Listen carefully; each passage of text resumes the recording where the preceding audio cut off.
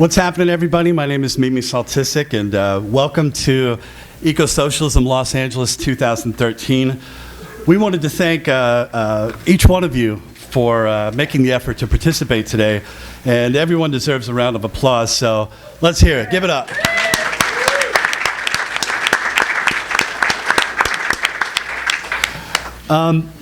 Anyone who's seen the program today knows that we have a killer lineup of speakers set to address the issue. And we fully expect that each of us will leave today's event a little more enlightened, perhaps a little better prepared to move, to act, and perhaps a little more willing to work with each other as we take care of business.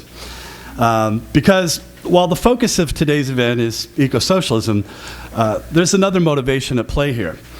One of the members of the conference organizing committee said at our first meeting that he had never seen the left as divided as it is today. And this is a guy who actually joined the Socialist Party of America back in 1964. This is a guy with a tremendous history of activism on the left. And I'm sure that many of you have seen the desperate pleas for unity on social networking forums, on just social media, Facebook, that sort of thing. And here it is. We can't get into the ring if we're busy fighting each other in the locker room. And each day that we stand divided is another capitalist victory. Those victories have been piling up for far too long, and it hurts. And what does this mean? Well, this means that we can't find jobs. It means that we can't afford an education. It means that we can't eat.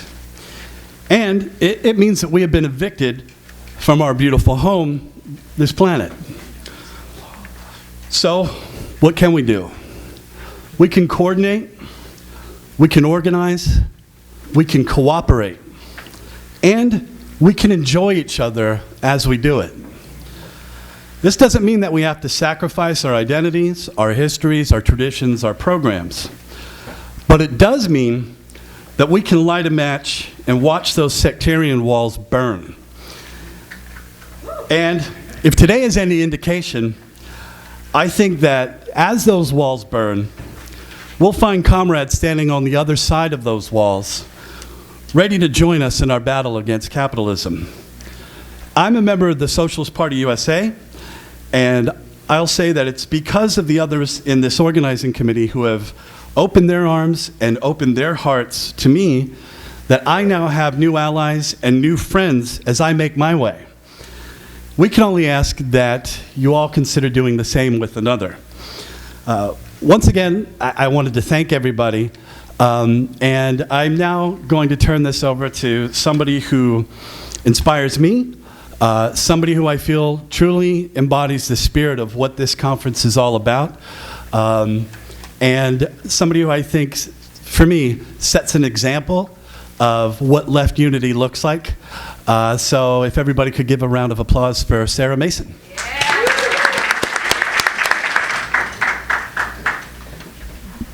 Thank you. Thank you. I want to begin by genuinely thanking all of the panelists and participants and guests for participating in this effort.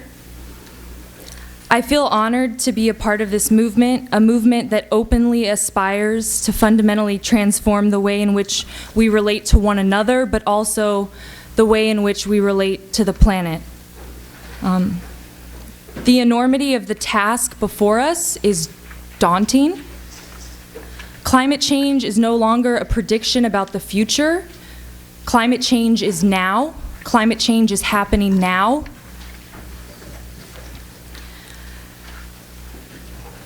Humility is where we start. And I think if the past 50 years, 60 years, as I understand them, is telling of anything, it's that on the left we're really struggling. We don't know what to do. And I mean, we have ideas. It's not like we're completely clueless. But I mean, we're so small, and what we've been doing up until this point, unfortunately, hasn't been sufficient. And I think that's not something to be depressed about. It's just a matter of facing reality and really thinking about how could we actually survive. We have this window. Most scientists sort of agree on this.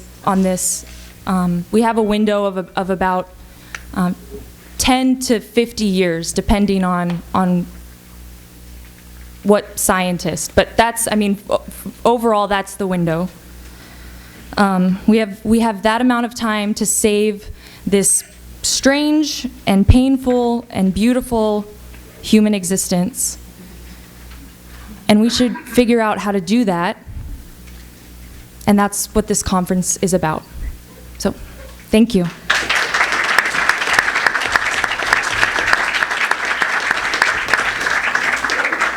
So we have two speakers who are going to open up the conference. And that was those were sobering remarks. So this is also supposed to be fun and exciting and informative, but serious. And I'm going to go ahead and introduce our first speaker. David Klein is the director of the Climate Science Program at California State University, Northridge, where he is a professor of mathematics. He received his Ph.D. in applied mathematics from Cornell University in 1981. His professional mathematics education. His interests include climate science, mathematical physics, and mathematics education in public schools. He is a faculty advisor for Students for Justice in Palestine and the CSUN Green Party. David Klein.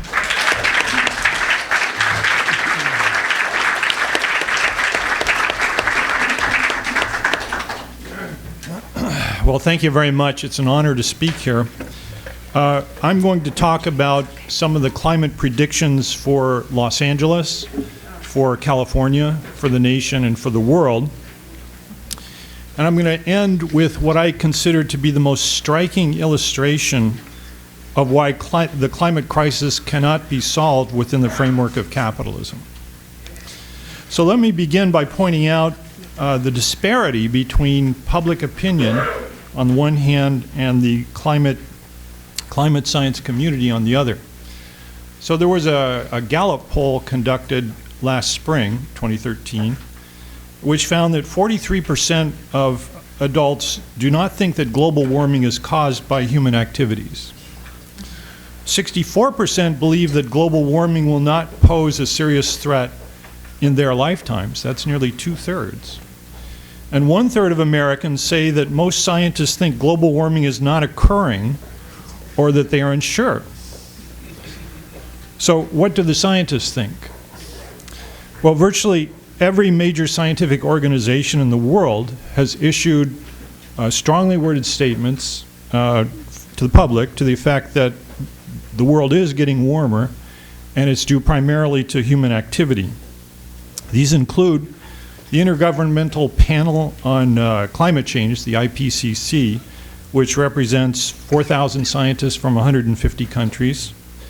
It includes the National Academy of Sciences, which is the most prestigious scientific organization in the United States, as well as analogs from foreign countries.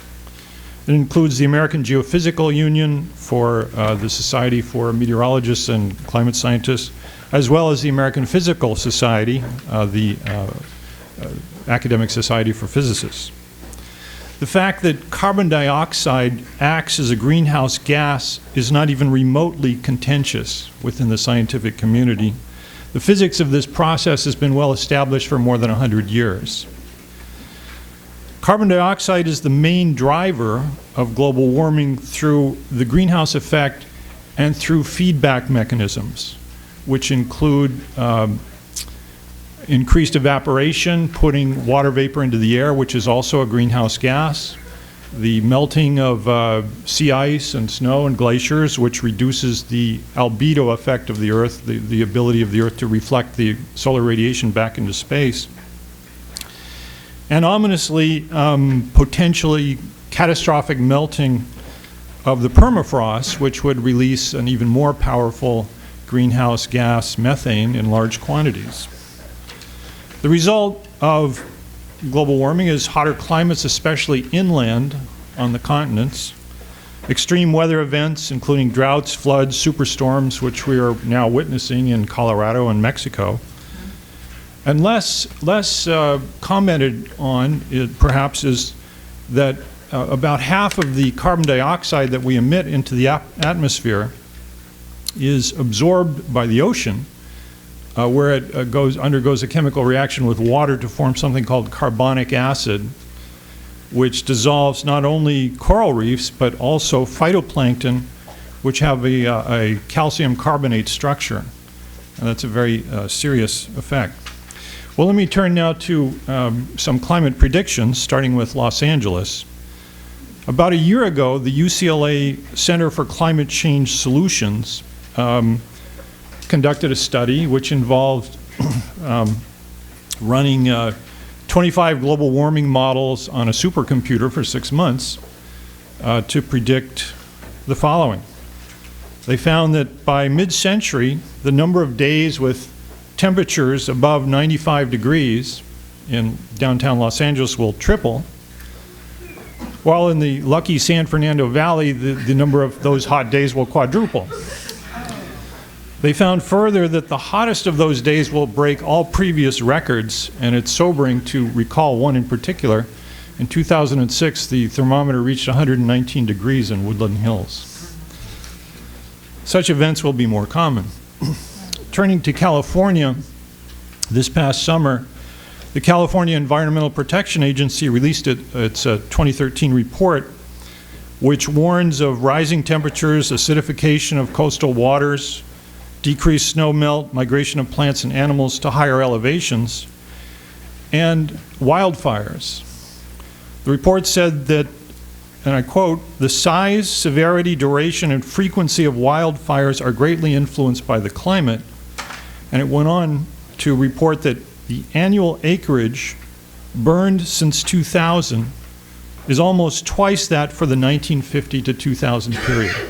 In other words, roughly speaking, twice as many trees have been burned down by wildfires in the last 13 years as in the previous half century. The recent Rim fire, which was in the news, is the largest fire ever recorded in the Sierra Nevada mountains, which is the source of a lot of drinking water for California. 400 square miles burned. 60 of those square miles burned so intensely that everything within them is dead. Turning to another study, the Proceedings of the National Academy of Science 2004, a paper from there, considered a world which is 2 degrees centigrade warmer. 1 degree centigrade is 1.8 degrees Fahrenheit, to translate. And the study found that regarding California, we can expect to lose 1/3 to 3/4 of our water resources in that kind of a world. And 2 degrees warmer is actually optimistic. And I'll mention more about that later. Nationwide, 2012 was the hottest, in the continental United States, was the hottest year ever recorded, with a full 1 degree Fahrenheit hotter than the previous year.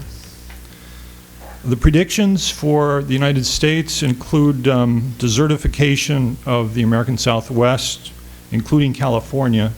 In other words, extended periods of extreme drought. Worldwide, this is the scariest part, so far we have 0.8 of a degree centigrade warming since the pre-industrial revolution. Now this is a key point, because this is something that loses the public. When you talk about 0.8 of a degree, you have a greater variation than that from day to night. or from one day to the next, and certainly between seasons. So it's important to understand why that matters, what the significance of that increase is. So if you consider, you get a perspective on that amount, if you consider that temperatures for the last 2,000 years have not varied up or down by more than 1 degree centigrade. That includes the Little Ice Age of a few hundred years ago. It includes the medieval warm period, which conservatives like to point to about 1,000 years ago in Europe. And it also affects the melting of ice in the Arctic. So Arctic sea ice melt is accelerating. There was a record low summer of ice recorded in 2012 with possible ice-free Arctic summers expected as early as 3 to 7 years from now. Well, what about the future? Global climate models, there are a few dozen global climate models. They're all a little bit different, but they all predict increased temperatures in the future, and they range in their predictions depending on what, in part, how they model human behavior, human activities, greenhouse gas emissions. The predictions range from an increase of about 2 degrees centigrade to the upper end of 6 degrees centigrade. So I'd like to focus on that upper end and describe that to you, what that means.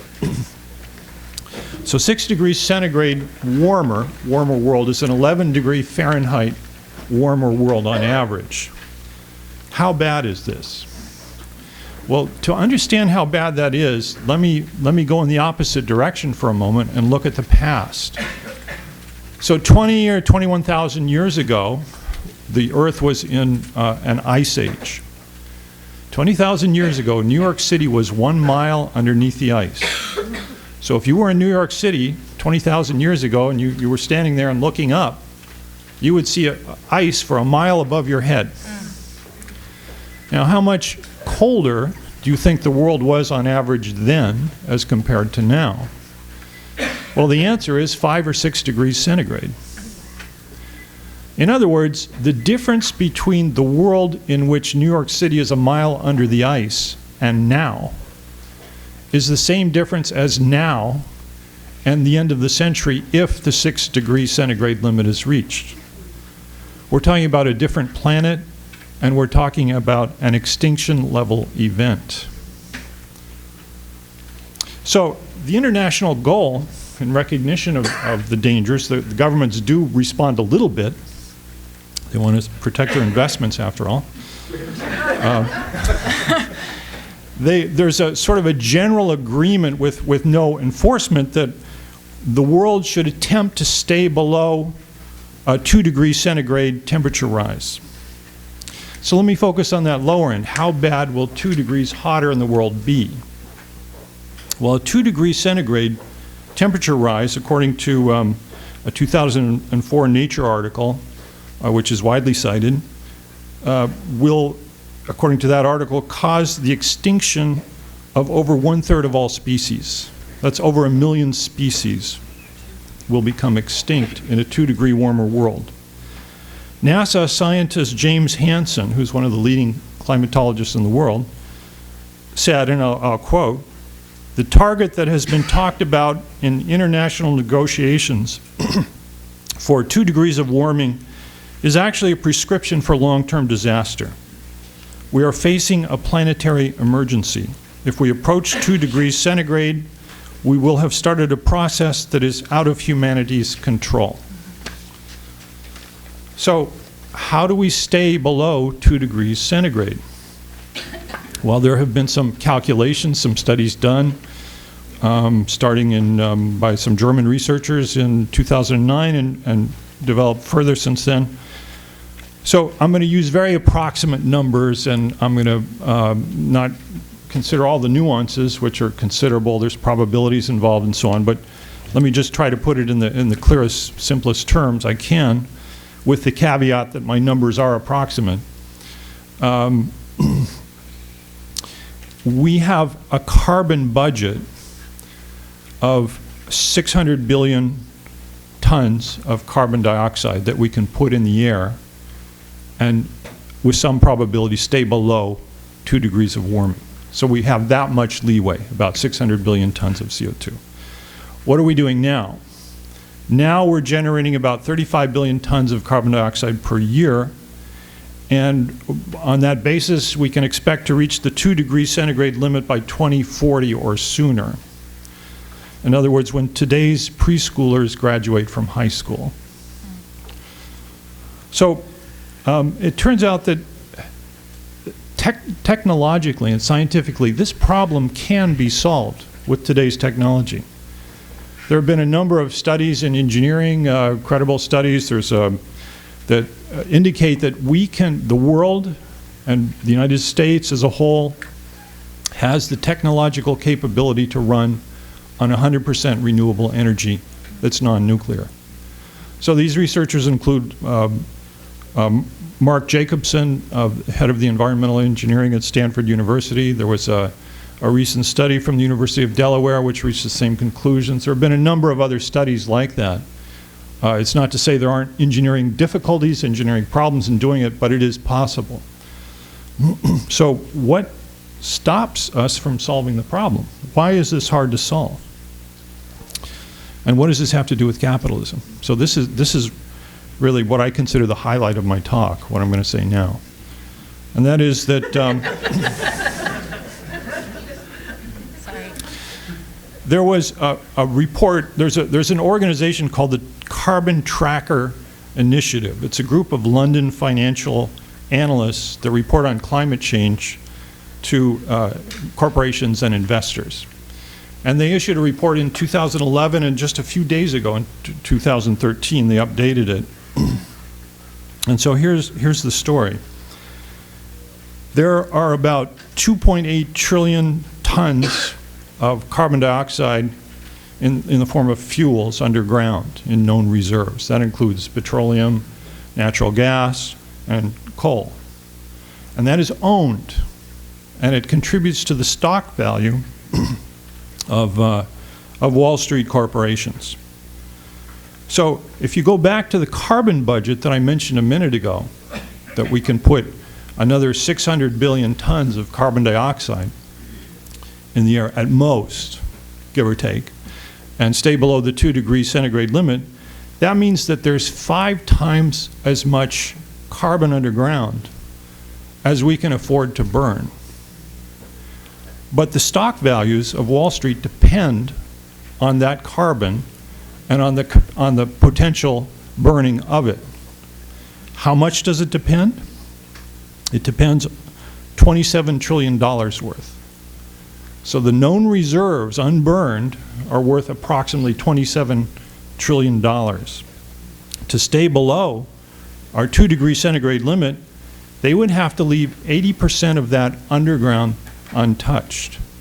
In other words, Wall Street would have to give up $20 trillion.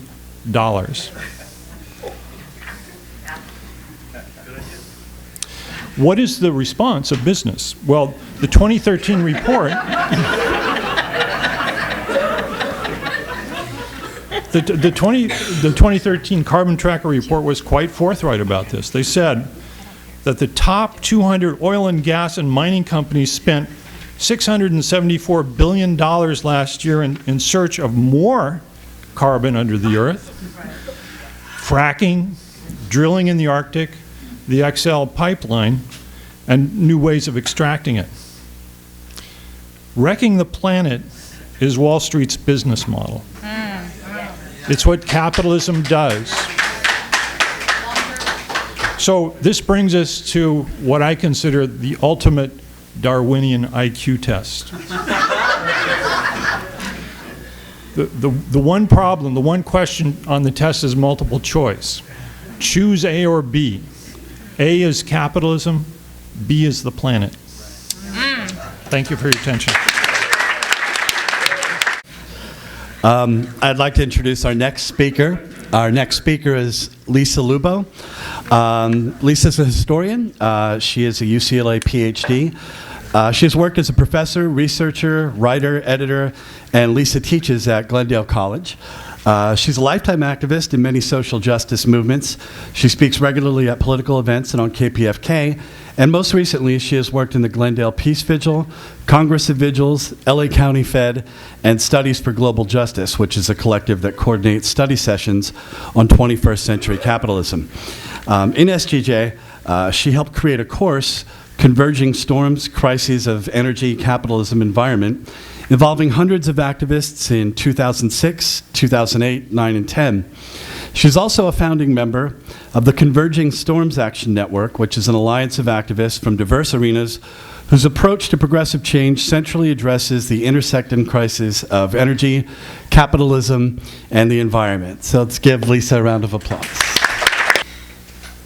So, I'm very glad that David gave us the science and its implications. I almost always start there, and now I don't have to.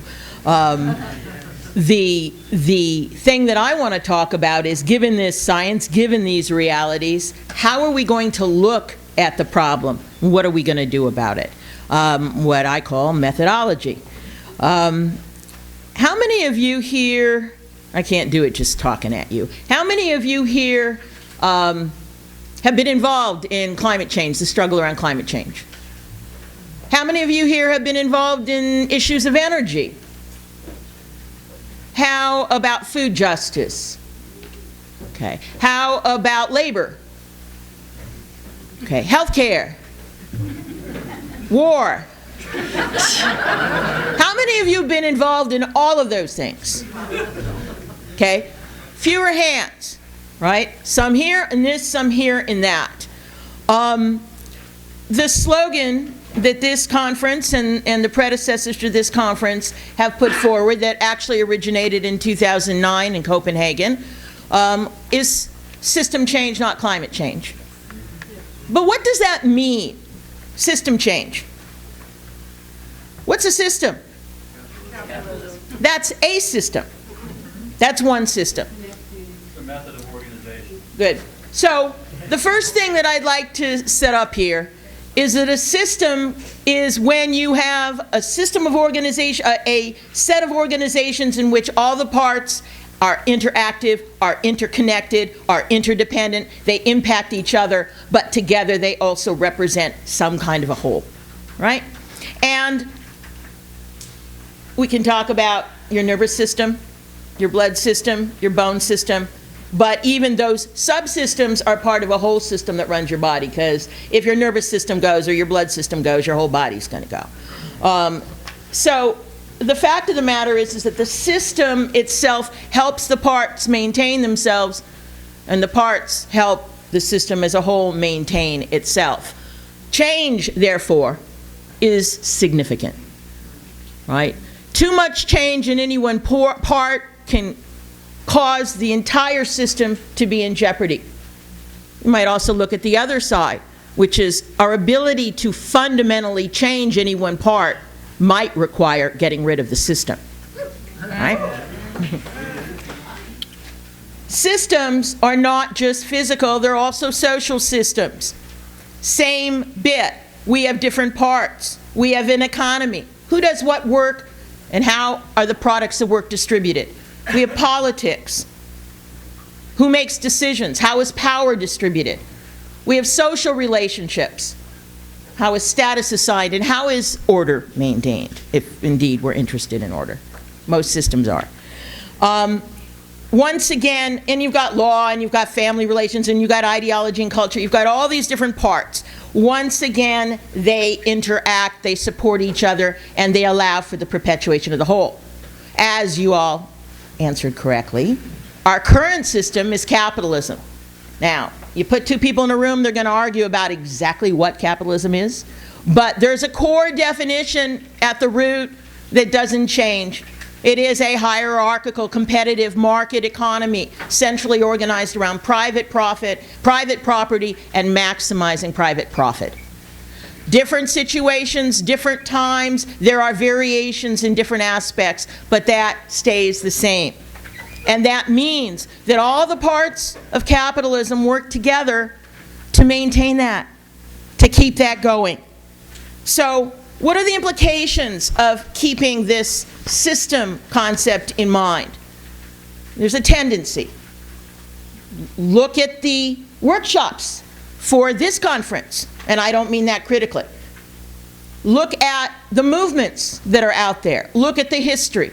There's a tendency for people to approach things in a piecemeal way, to work on an issue, or even if they're working on multiple issues, to not look at the relationship between those multiple issues. The environmental movement for decades has had that tendency. They pick an area, they work on it, they try to get reform on it. They might make a little headway, they may not.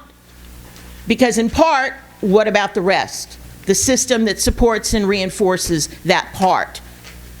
So, for instance,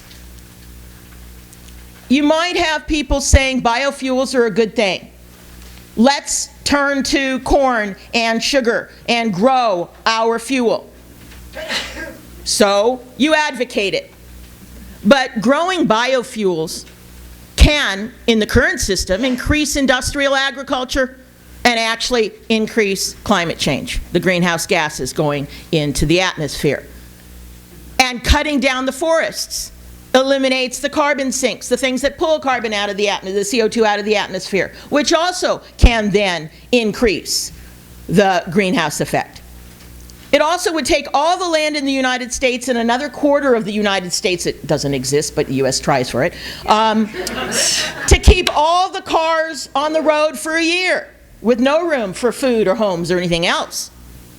And, of course, you also reduce the acreage that goes into food production, which is why when some of the corporations figured out that there might be profits in biofuels and started planting it, there were food riots across the globe in 2008 because of food shortages.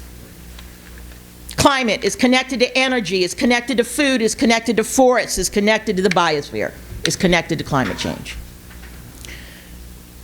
When we push for, if you look in the social realm, when we push for protective legislation over something like greenhouse gases, I think we need to remember that politicians do not just operate out of their personal values or even their party affiliations.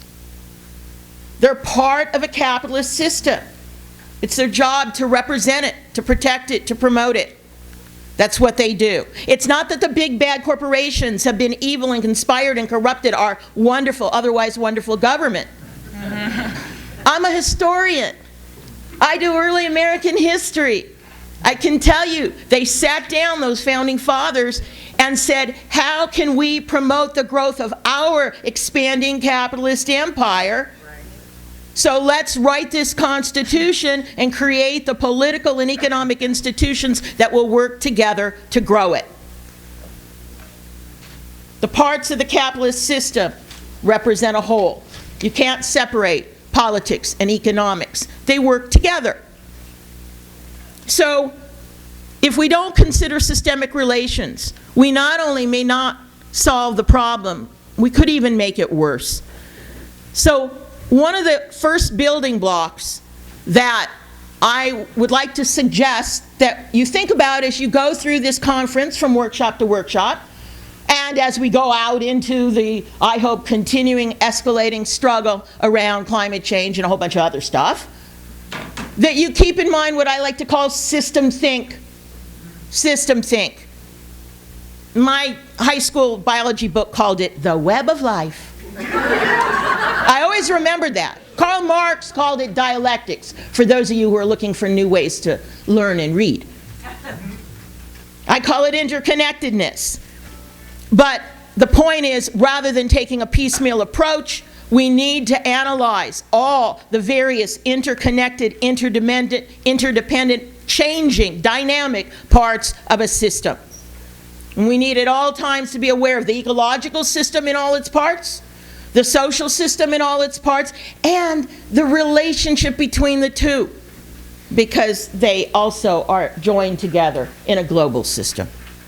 The second major point I'd like to make is that when you're trying to understand the relationship between the social system and the physical system, you might want to start with basic necessities. What do people need? Air, water, food. Okay, right. We all learned when we were, I think it was what, junior high school?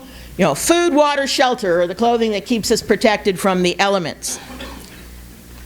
In the late 17th century, there's this historian in me again, the Enlightenment taught us that human beings live in a real and knowable world and that they are able to understand it and change it.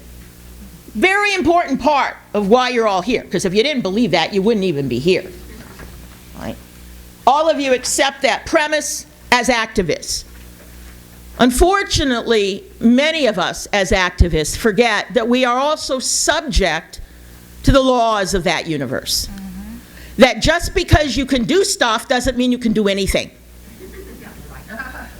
Right? That we are limited as to what we can do and cannot do by our reality.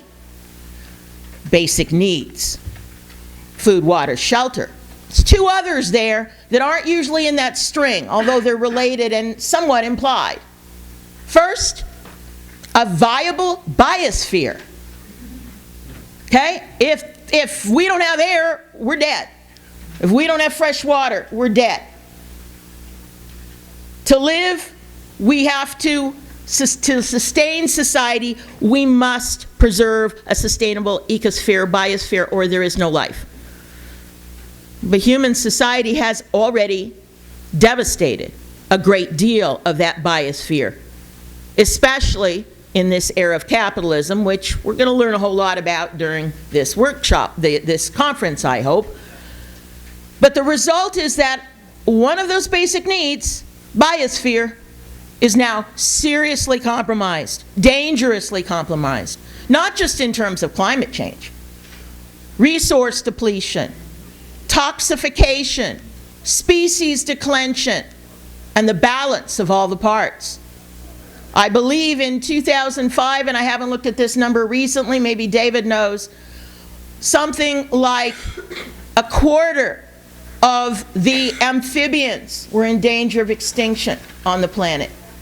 Something like, I think it was, I forget mammal numbers, I don't have numbers in front of me. We are in danger of simply another era of mass extinction, and not even counting the humans, of course. The second major thing we need, yes? Oh, I better hurry. Okay. The second major thing that we need is energy. Who knows what energy is? When I ask that question, I almost always get answers like, well, it's like oil or electricity. They tell me about stuff. Fact of the matter is that energy is not stuff. Energy is a characteristic of physics, of the physical environment. It's the capacity to do work. It uses different processes, thermal, mechanical. It uses different materials, muscle, plants, metal. But it is the capacity to do work. And even though, one of the laws of physics, you can't make or destroy energy, the very use of energy dissipates it. A lot of it in the form of heat, so that it's not usable to us. So human existence actually depletes the amount of usable energy in our universe. It's part of why we're facing an energy crisis. So, I can't do the history of the US, I've got 4 minutes left. I mean, the history of energy. But suffice to say, 150 years ago, we came upon we started investing in a very unique set of fuels of energy, in the fossil fuels, the petroleum, coal, and natural gas, that led to the takeoff of our agriculture, the takeoff of our food production, the takeoff of our industrial production, and the takeoff of our population in response. The world was slammed, is slammed by 150 years of fossil fuel mass production. And not only has it had a lot of the effects on the biosphere that I've talked about, but one of those effects is climate change, as David pointed out. So we're running up against overreach, the biosphere is in trouble, and yet we can't change everything. It behooves us to understand that as we go about trying to deal with this problem, did I really say behooves? That that we need to look at the physical laws of the universe. We need to understand that. Similarly, we also need to understand the laws of capitalism and how it works. It's a system too. It has an internal logic to it. It has a way of operating, a nature to it. And there's all kinds of apparatus to protect and perpetuate and keep that going. In particular, two major points. Capitalism is devoted to profit maximization. That is an intrinsic part of it, as David so brilliantly pointed out with those numbers and Wall Street and those reports. If it comes to a choice of profits or people and planet, it goes for profits. It's not just that it won't power down. It can't power down. If it did, it would no longer exist. Capitalism would no longer exist, which maybe some of us want. The second major part is the imperative for growth. It can't just be the good God. An individual capitalist could retire on an island and be a rich man, but he won't be a capitalist anymore. Another individual capitalist could go green and cut into his profits. He may not stay in business, but he can do that.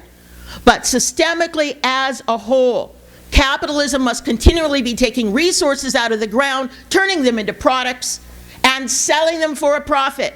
It must continue to grow. And growth itself is killing this planet. It's not just the issue of leaving the petroleum in the ground. It's the reality that we cannot continue living in a society or in societies that continue to grow in any kind of use of energy, even sustainable, renewable, healthier forms of energy. All of the variables, we have to look at the realities, the physics of the earth. Okay, so if you look at the implications of all this, what we have is a capitalist imperative for unlimited growth for profit that has sent its political, economic, and military leaders on a suicide mission. A suicide mission that has put the planet and the people in jeopardy. And it's not greed, or it's not just greed. It's not just human nature. Understand the system and how it operates. So the second major building block that I would urge you to consider when you're going through this conference and you're going forward in your organizing is to learn about some of the basic realities out there. We can organize. We can be passionate. We can be determined. We can be enthusiastic in the way in which we fight back. We better be. We better be. But all of that alone will not change the laws of physics, will not make capitalism not capitalism, right? So study the systems, the physical and the social, so that you then can make intelligent choices about what we can do and what kind of solutions are available to us or can be made available to us. Given the fact that I spent a lot of time thinking about this, but I have 3 more building blocks and probably 2 more minutes. Negative 2 more minutes. Okay, I'll use my negative 2 more minutes and see you. All right, there are 3 other building blocks, and I will just say them to you, that I think would help all of us. First,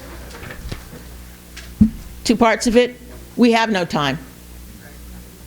We're behind on time, right? And second, power never gives up without a fight. Never. So what does it mean that we have 7+ billion people? 6 years ago I was saying 6+ billion people. all in need of food, water, shelter, energy, and a viable biosphere on an earth already in serious distress, add a capitalist system with a normal imperative to continue its growth in pursuit of profits, compounded by its own internal crisis, which doesn't make it, by the way, feeling very favorable about taking some of its profits over to the side and dealing with things like alternative energy, and throw in an earth whose entire ecosystem is in trouble. And we have, as Hansen said, a state of emergency approaching critical limits on every front. And if we pass the tipping points that people have estimated can be within a decade, at most, 7 years perhaps, humanity will pass a point where it will never again be able to return to life as we know it. And I'm talking serious problems. The urgency of now, and therefore my building block here is that we need to analyze, organize, and stand up to power now. Now. Effectively now. Thank you. The second 2 points, the last 2 points of my suggestions on building blocks are, they involve the problems of resistance. We have a long history of environmentalism with analyses of environmental problems, green. We also have a long history of anti-capitalism, red and black, socialist and anarchists, and they also have their bodies of analysis as to what needs to be done. Gluing them together does not come up with a framework for understanding what is going on and how to move forward. We need to forge a new framework. Socialists generally have assumed that redistribution of wealth will solve the problems of capitalism. Imagine that we actually have time for a socialist revolution, and then we continue under socialism to use fossil fuels and grow our society. We all need to grapple with these realities even as anti-capitalists, just as environmentalists need to grapple with the systemic problems of capitalism. The second, so my building block is, let's work together, listen to each other, study the situation, and come up with both a dialogue and a framework, which I believe, from my own work, the study groups of the Studies for Global Justice and the Converging Storms Action Network has laid some groundwork on. And a lot of people in this room have talked to us through the years and taken pieces from it. We need to be in that dialogue. We need to be honing that framework, those tools, to study the world. The last point is organization. And this is the point to end this thing on, and luckily I'll say it quickly instead of looking at notes. As both of Mimi and Sarah said, we got a long history of problems when it comes to organization. And I'd like to suggest that there are two general tendencies organizationally. One is single focus organizations. You get people together that all agree we have to save the whales or be the vanguard party for revolution, right? Single focus, I mean, they're different. But they're a single focus organization, they have an agenda, and they're putting it forward. And it has its place, it's important. Many of us are in organizations like that, great. Then we've got the mass organizations, trying to draw as many people in as possible with great diversity. Often they have leaders with a lot of people saying, what do we do now? Right? Okay. The problem is that those single focus organizations tend to have people within them that don't all agree, and then they get divided. Or they go into the mass organizations and they push what they believe in, and there's divisions within those. Or there are people that are shutting up and agreeing, but don't really agree and are extremely unhappy. One of the main things that has been missing, I believe, is an understanding that diversity is not something you hold your nose and tolerate. Yeah. Diversity is our resource. It is something we should embrace. It is where you test out your ideas. It is where you learn new things from. It is where creativity comes from. It is also inescapable. I don't just mean race, class, and gender. I mean background. I mean circumstances. I mean approaches. I mean ideas. I mean age. I mean experience. There are so many ways that we are diverse. It is rich, and we have to find ways to organize that is inclusive to that diversity, that uses and celebrates that diversity. The second part of this is, in terms of structure, I think there is something else beside a single issue focused organization and a mass organization.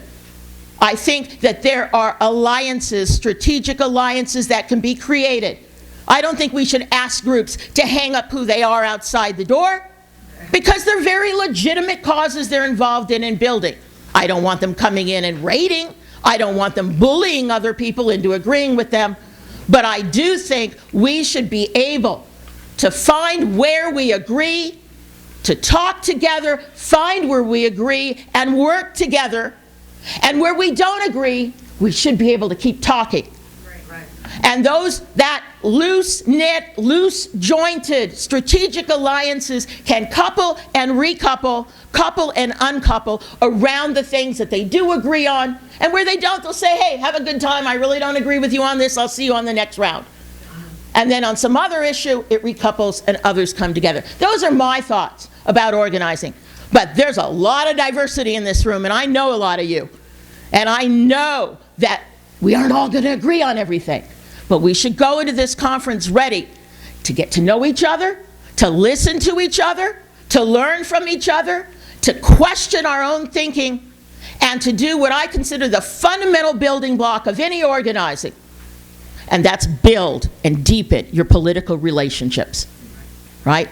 So that no matter what is next, we know each other, we can work together even better on the next go-round, and the next go-round, and the next go-round, creating not just spontaneous expressions of dissent, but organized efforts that can leverage power and change the system, right? And I do mean get rid of that system.